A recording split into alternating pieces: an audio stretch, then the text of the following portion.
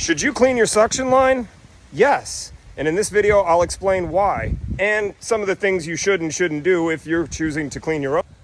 This is an irrigation intake line with a swan decoy over there, holding the end of it out of the water so that dirt doesn't get pulled into it, which would end up clogging the sprinkler heads and wear and tear on the pump.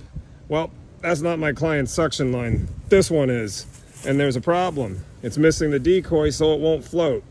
The end of this is sitting in the mud, which is causing the pump to work harder than it needs to, and all of the nozzles are getting clogged over and over again. The solution?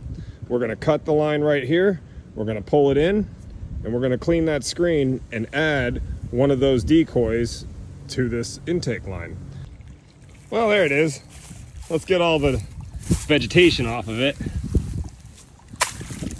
It's actually pretty clean. That's not bad at all. And the check valve was definitely working because that was full of water. All that needs to happen now is we got to get the decoy installed. When we go to put that back out into the water, we're going to have to make sure that we angle this in a way that it's not sticking up out of the water and it's also not sticking down into the dirt. But that 45 does make it better so that we can control kind of the angle of where the end of that screen will end up when we're finished. And there she is in all of her glory. And it's hard to see. Let me see if I can zoom in here. You can kind of see it kicks out to the left right there.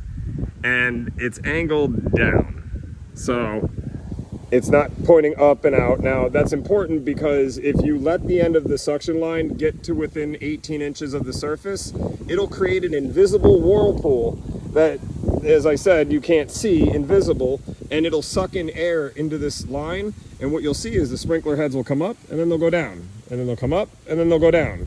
And that's because there's an air leak. Well, the air leak isn't in the pipe, it's because you got the end of the line too close to the surface of the water and it's creating an invisible whirlpool. We won't have that problem here because I made sure to angle that down so it's not within 18 inches of the surface. Now the next step is prime the pump up, get it running, and then on to the next one.